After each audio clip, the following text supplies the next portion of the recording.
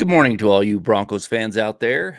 I'm Thomas Hall, and this is the Legends of Mile High podcast.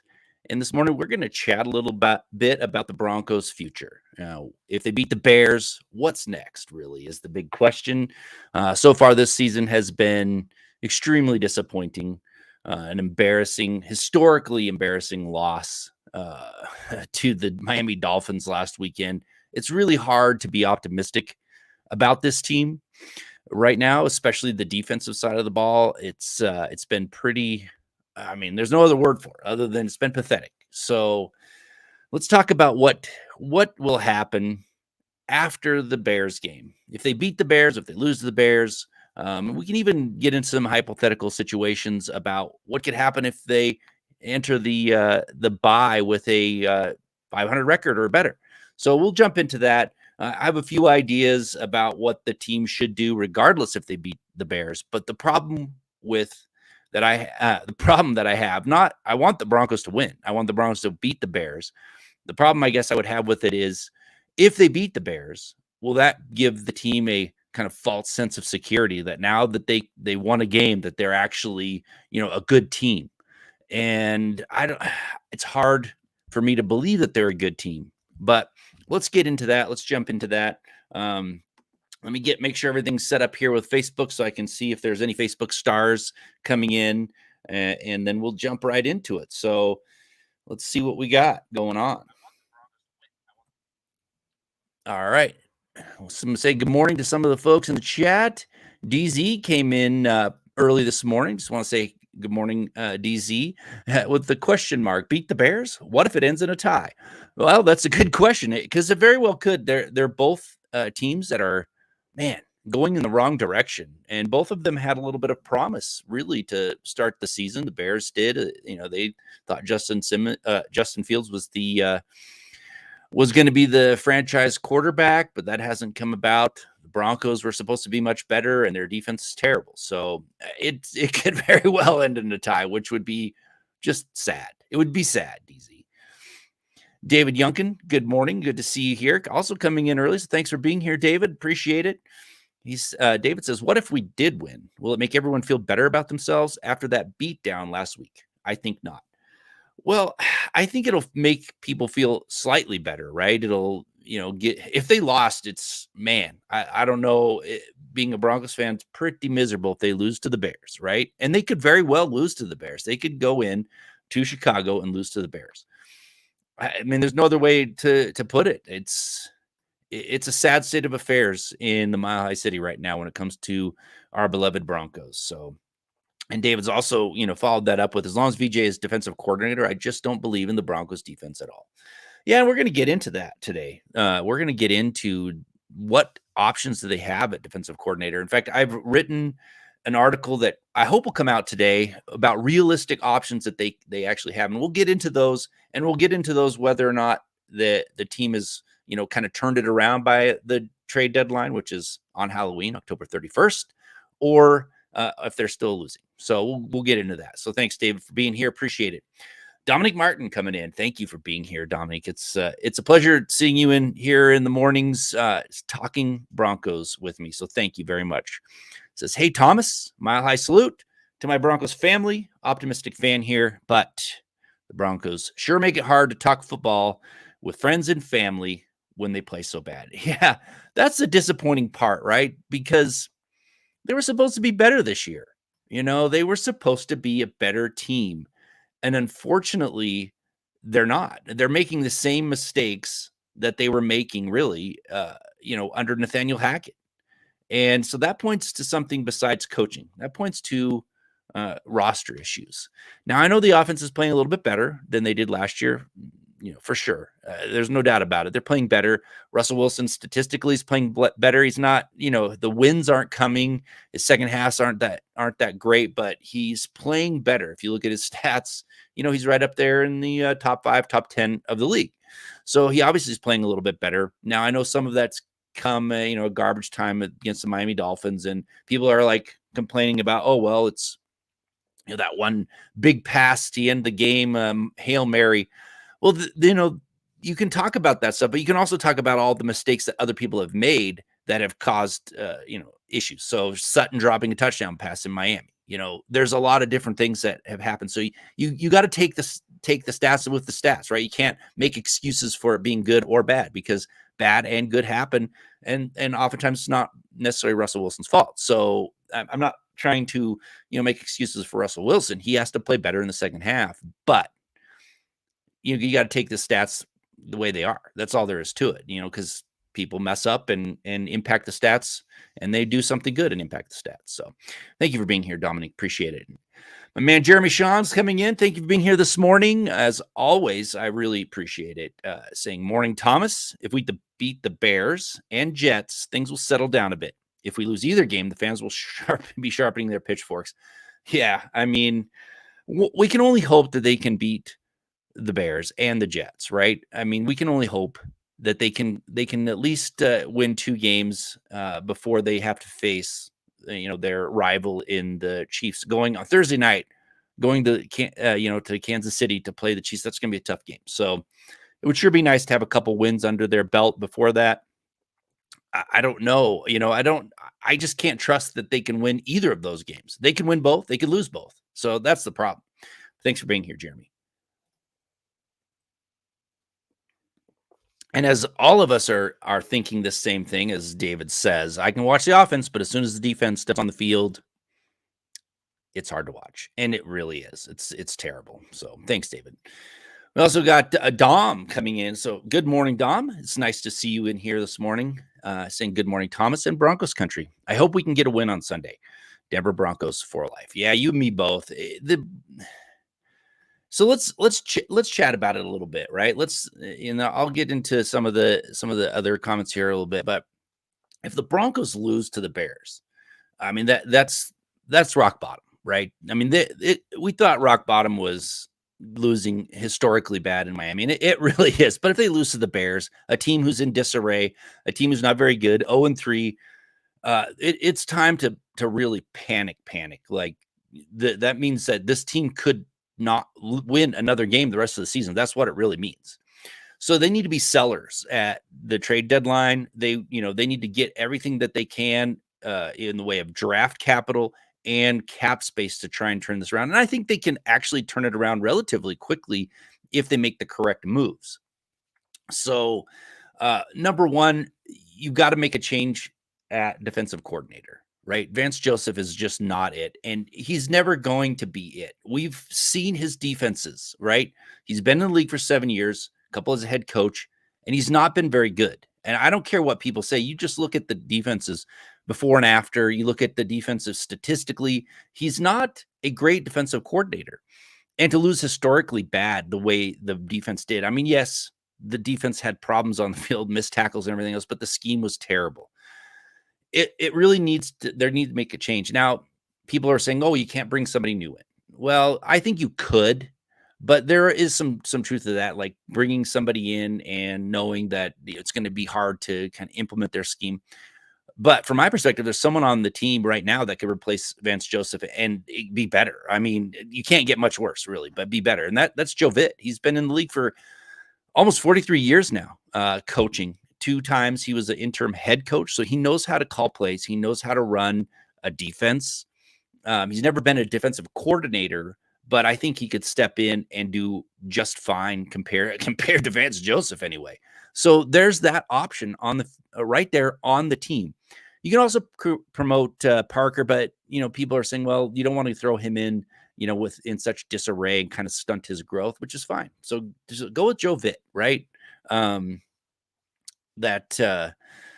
I think it's I think it's an option on the table, and I think they should do it. I think they should really send a message to the team that we're not going to tolerate incompetence, and that's what this has been. There's no doubt about it. Vance Joseph has been incompetent for 3 games and 1 historically bad. So let's not try and look at Vance Joseph apologizing, taking responsibility, and that now he's going to be better, because he's not. He just isn't. Sorry, he's a lame duck, and he's going to be gone unless for some reason he turns this thing around, which I don't think he can.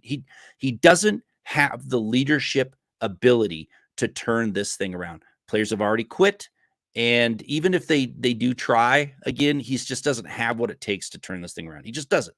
We've seen it as a head coach in person as a Denver Broncos fan. So he just doesn't have it. Roy Osborne coming in. Good morning, Thomas. I'll give you my prediction here real soon. My wheels are still turning. LOL. Well, yeah, I'm interested to hear what your prediction is. And I'm looking at the Mile High Huddle Roundtable, which will come out pretty soon. I still have to give my prediction, but there's a few people that are picking that the Broncos are going to turn around and win a game. So that's great. And I'm kind of leaning towards that myself. So I will be putting out my prediction on Mile High Huddle Roundtable. And then, of course, we'll do our predictions, stats predictions and game predictions on Orange and Blue View with my co-host Ron White on Saturday night, our pregame show. It's been fun doing that pregame show. It's a lot more fun if the Broncos win. That's for sure. So I'll be doing that. That's going to be coming out pretty soon. I think the Broncos can win, and I also think they can easily lose. I mean, that's the state of the Broncos. Is that you just don't know. You just have no idea if they can win this. So thanks for being here, Roy. I really appreciate it. Yeah. So let's grab some more of these comments real quick here and say hello. Leroy Williams is coming in. Good morning. Right now, I have zero confidence in this team. I heard Rex Ryan said that his contract demands was the reason he didn't get the job, so the Broncos went the cheaper route in Vance Joseph. Yeah, I've heard that too. He's kind of hinted at that. You get what you pay for, I guess, is kind of the thing that I'm feeling with this Vance Joseph situation. I just don't understand why Vance Joseph was necessary. I know people like him in the league. They think that they've given him plenty of chances to be a good at his job, and he hasn't been. So I don't understand why they went with Vance Joseph. It was almost like they kind of panicked and said, "Oh, we got to get somebody." If they didn't get who they wanted, why not try to bring in somebody who is an up and comer, right? A young coach who seems like they've got it together. Give him a chance at defensive coordinator and see how it goes. Because Vance Joseph's already proven that he wasn't really that great at his job. So you get the offense turned around. Now your defense is terrible. And that's what happens. That's what you, that's what, you get what you pay for, I guess. So yeah, Leroy, thank you for coming in here this morning. Appreciate it. Joey LaGuardia saying Peyton needs to go and VJ. Well, I'm agreeing with you on Vance Joseph for sure. I'm still a little bit, hold out hope for George Payton. He's made some mistakes. Don't get me wrong. The first mistake he made was Randy Gregory. Randy Gregory to me is, he's one of those players that you can't rely on, right? If everything's going great, he could probably be really good. But I feel like he's just not motivated. He knows the team isn't very good, so he's just out there playing that hard. That's my perspective. If he went now, the Broncos should trade him. Regardless of what happens, even if somehow they win 5 in a row and they're 5-3 at the deadline, they should still trade Randy Gregory, get what they can out of him, because Baron Browning's coming back, right? Baron Browning's coming back, and Vance and Randy Gregory would probably be better with a team that is winning, right? Like someone that is a real contender. The Broncos are not going to be 5-3, but even if they're 4-4 or less, trade Randy Gregory, get what you can out of him, and put Baron Browning in his place, because he should be healed up by then. That was the Peyton's biggest mistake right away, getting rid of Von Miller and then thinking that he could be replaced with Randy Gregory, who's rarely on the field and just doesn't seem to be motivated, and he doesn't make players around him better. That's the problem. He's not good enough to make players around him better. So it's one of those things that it was a terrible mistake that they did that. But that contract that he gave to Russell Wilson's another big one. But he's got a pretty decent eye for talent. I think if Sean Payton and George Payton could work together well, I think they could do something pretty good. But I mean, you may be right. I don't know how long he's got with the team. I think Sean Payton's kind of holds all the cards, and that's the way it goes.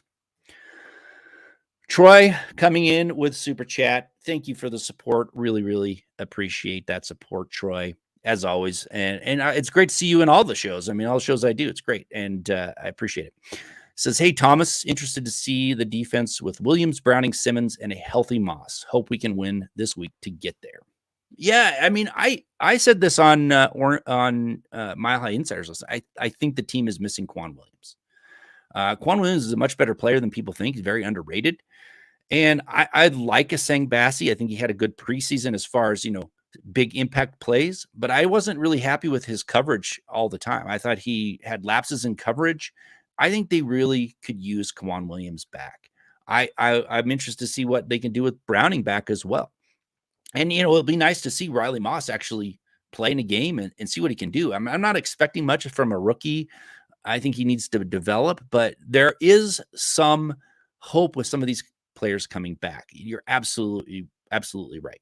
So thank you for that. Thank you for coming in. Really appreciate it. All right. I got to remind you guys again about the Mile High Huddle meet and greet, right? We're doing it at the Green Bay Packers game. Come out and talk to your podcasters, right? If you like these shows, come out, meet us. We'll chat some football. Going to be tailgating there. I'm not sure where yet, so more details to follow. But don't forget, Green Bay Packers game. We'll be out there. I think every podcaster is going to make it, so it'll be fun. It'll be fun to come out and meet all of you guys that jump into the chat and talk football with us. So yeah, don't forget.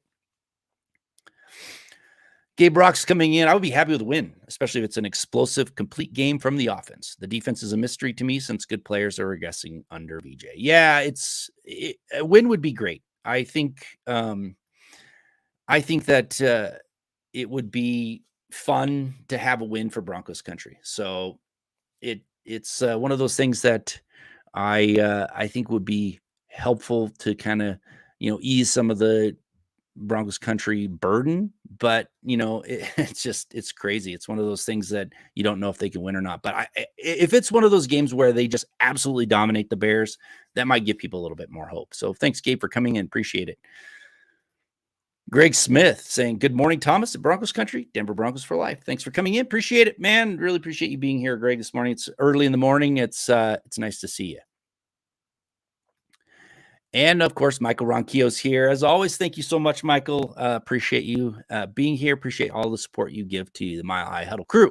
Good morning, Thomas. He says, on Legends Mile High, go Broncos. Thank you so much. And then Greg's coming back in saying the pregame show is awesome. Thanks, Tom and Ron. Yeah, we enjoy it. It's fun. So don't forget Saturday, 6:00. Come check it out. We've actually been pretty good at what we've brought to the table. Most of it's come to fruition during the games, except for Miami I don't know if anybody really could predict that. So, all right. So the next thing that I would say is, after Vance Joseph is gone, right? Like say they get rid of him. What do they do, right? What do they do next? I think that they have to, even if they've won some games, they still need to be sellers at the trade deadline. And I think that, that there's only a few candidates that you can really trade. And because the other contracts are prohibitive, you've got some young players. I mean, you don't trade Patrick Surtain because he's a young centerpiece to the team. You don't want to just get rid of all of your players to get rid of them. You got to be very selective. I think there's a few that you can trade and should trade. And I already mentioned Randy Gregory. He's one that should be gone.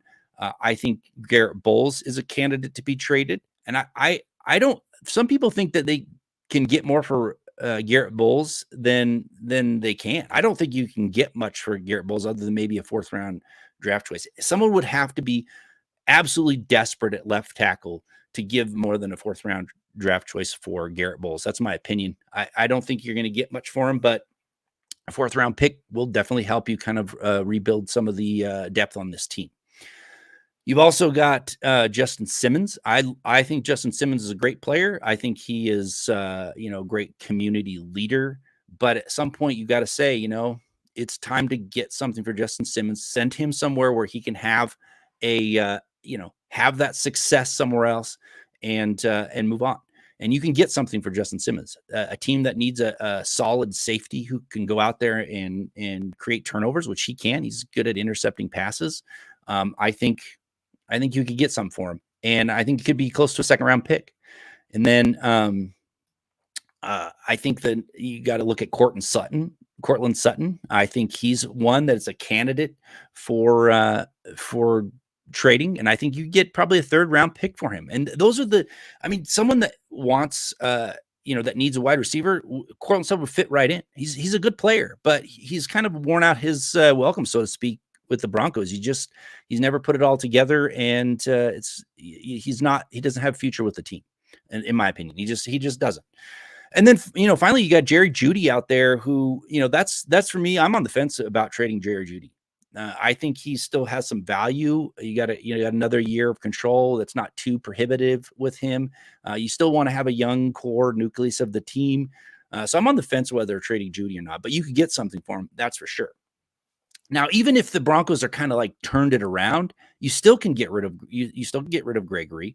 I think you could still send Sutton, get something for Sutton in the trade package, because Marvin Mims right now is your best wide receiver. Even though they're not playing him enough, he is your best wide receiver out there. And there's no reason that you need to have Sutton. I mean, you could have Johnson, you could have Mims, and you could keep Jeudy, and you can have a pretty formidable wide receiver crew with those three. They just need to play. They need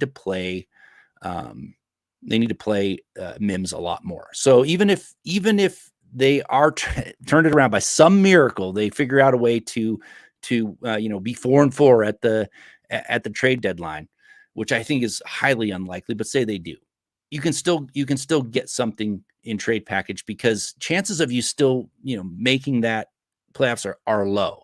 And I don't think Randy Gregory's really helping the team. And Cortland Sutton has been okay, but you get something for him and replace his production with Mims. And I think you can do that. So I got to grab Jeremy. Sorry, I'm trying to keep up on all the comments here, and it's tough by myself to do it. But Bowles sulking in the locker room Sunday was really pathetic too. And I said that. I was on the show, on Gil Whiteley's show, Whiteley So, on the radio. I said it there, and I think I talked about it on Mile High Insiders. Yeah, whining about not being a winner since you've been here. I mean, it's his job to help the team win. And it's like, what do you want, Bowles? A participation trophy for being in the NFL? I mean, come on. We're all tired of the losing, but you're part of it, right? So and what makes it even worse for me was when he came out of college, he was talking pretty tough about how, if anyone touches the quarterback, it's like touching his wife. Well, you haven't done anything. You haven't been, had a good year in 2020, but other than that, you haven't really done anything that made me think you really ever backed up that boast, right? And you got 54 sacks or something, 60 some sacks last year. I know he was hurt, but he hasn't been incredible. So don't go out there and say stuff like that based on what you've done in the past, right? Just take your lumps and move on, get better. That's all there is to it. And Michael Ronquillo's coming in saying we need to build around wide receiver Jerry Jeudy and Marvin Mims. Yeah, that could be the case, right? I mean, I'm still on the fence whether about getting rid of Jeudy or not. He hasn't had a very good year, and he's been injured. I don't know, man. I'm on the fence. I think you could keep him, but at the same time, if you got something for him, grab another wide receiver in round 2 of the draft and see what you can come up with. But you don't want to deplete all of your young core, right? The team that's going to kind of grow into that, nucleus of the team. Patrick Surtain, Jerry Jeudy could be one of those. Obviously Quinn Miners, things like that. But the problem with the Broncos right now is they don't have a lot of draft picks. They're starting to get back after trading it all away, but you need to stockpile some draft picks and you need to create some cap space. Jerry Jeudy could get you some draft capital, but I don't think he's going to impact your cap space incredibly well. I think he's got his 5th-year option, which is like $12 million, but that's kind of manageable, really. And then see what happens after, right? So, Gabe is coming in with a good point here, saying Sutton has been pretty good. The callback TDs, that the no challenge on the sideline catch are killers. At least he's pressing, trying hard, and despite the fumbles. Yeah, I mean, and that's the problem. He is pressing. I think, which makes me think that he cares, right? It makes me think that he cares about winning, but you can't excuse those fumbles. I mean, those were killers. 2 fumbles in a single game. The dropped TD in the end zone. There's things like that make me think that Sutton is is expendable. But I predicted Sutton to be the best wide receiver on the team. I really liked his game. I thought he was going to come back around, but I mean, so far there's just been a lot of mistakes, and I just don't know if he's in the future, right, for the Denver Broncos. I think that if you can get a third round pick for him, you take it and you go out and you find somebody else, uh, because you're going to free up cap space at the same time by trading him. So I go back and forth. I like Sutton, and don't get me wrong. I wish that what I saw in 2019 continued. He got injured, and he hasn't been the same since. So it's a bummer.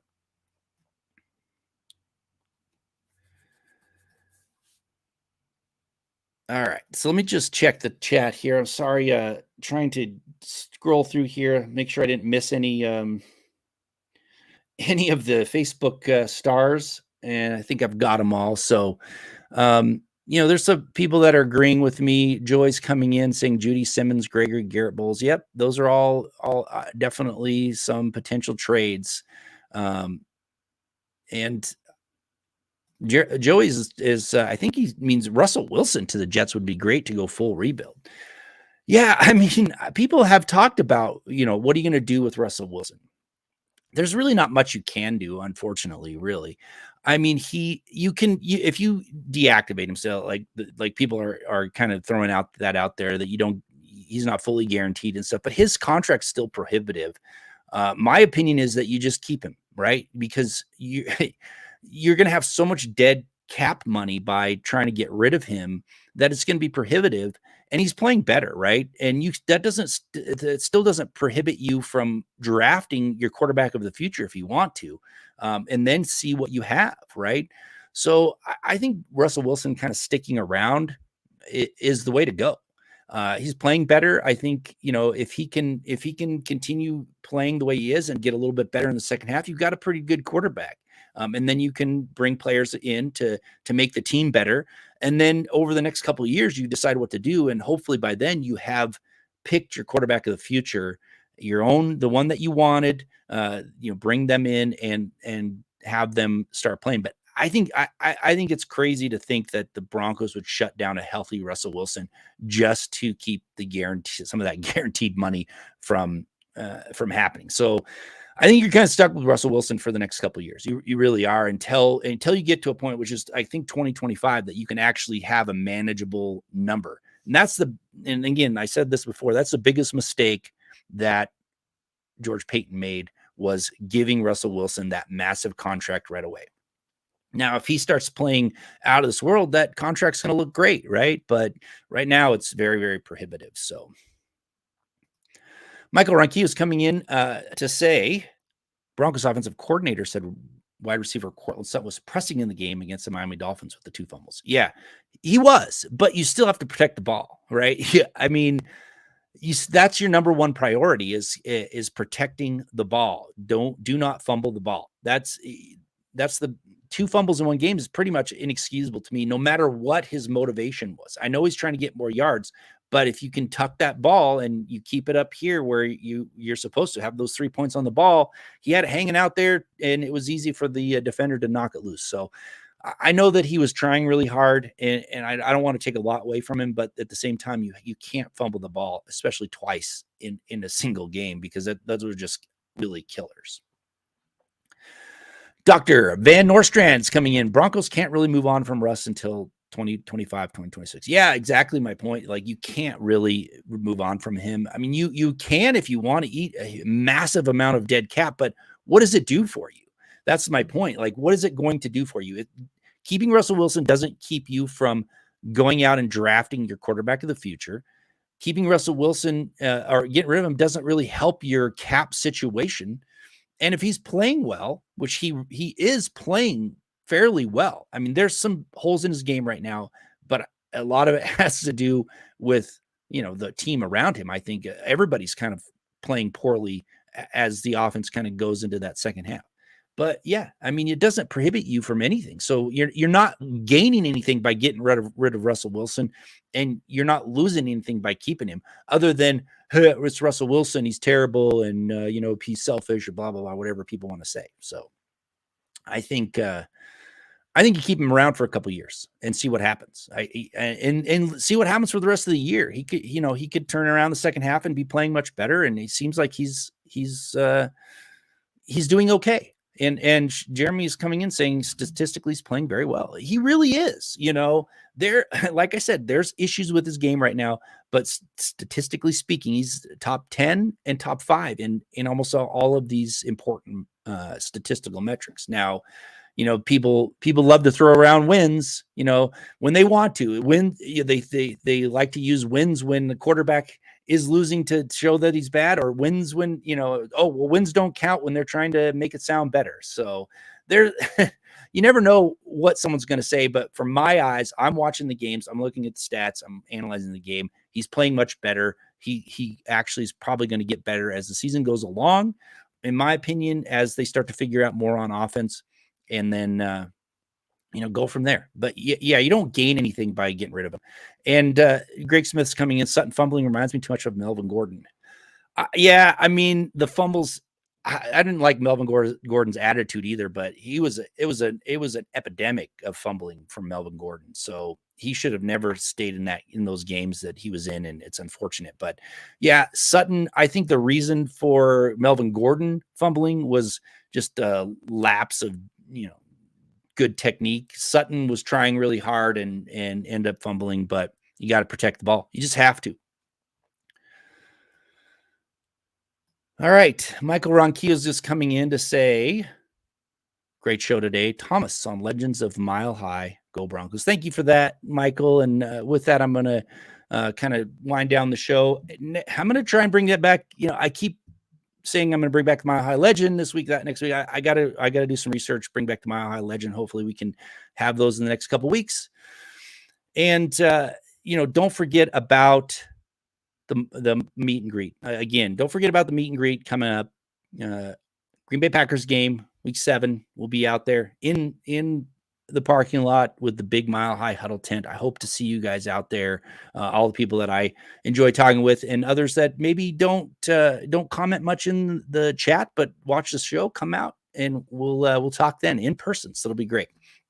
So last couple things. Don't forget, please like the show and retweet it. Tell your friends. I enjoy this show a lot, and we're going to get into some more history. And I hope you're enjoying my video series on Twitter or TikTok about Tom Nalen for the Hall of Fame. I think he's the next guy up, really, right now. Hopefully, we can get some buzz going for Tom Nalen and get him into the Hall of Fame. I think he deserves it. And don't forget to check out the other shows. I've got a couple other shows, but there's some great shows. We have one every evening and one almost every morning. So check out the Mile High Huddle shows. Roy Osborne's coming in saying, even though tomorrow's my birthday and hoping for a win, I love my Broncos, so I'll make this realistic for me. The Bears let field loose with our terrible defense. It will be a loss with our average or above average offense. I predict a loss in Chicago 24-7. Well, I hope for your birthday's sake that we get a win, right? That the Broncos win and you can celebrate your birthday, through the weekend and be happy about it. So I hope they can win. I never want them to lose ever, even in their bad team and tanking and all that. I never want that to happen. So let's hope that they get a win and you have an incredible birthday the day before. David Bishop's coming in with a suggestion. Would love to see something about the Plummer years. Yeah, that's a good idea. I liked Jake Plummer. I thought he was an okay quarterback, never great. Had one really good year here with the Denver Broncos. Got kind of unfortunately let loose for Cutler, and it was kind of a little bit of a bad departure, so to speak, from the Broncos. But I liked Plummer. I still like him. I just think he was only an okay quarterback. But yeah, I'll see what I can find out with Jake the Snake. So thank you for that. All right. Thank you all for coming in this morning. It was great to see plenty of you in the chat. I really enjoy it. I really enjoyed talking about it. Next week, hopefully, we'll talk a little history. Maybe it'll be about the Jake Plummer years. We'll see. But thank you very much for coming in. And as always, have a great day, Broncos fans.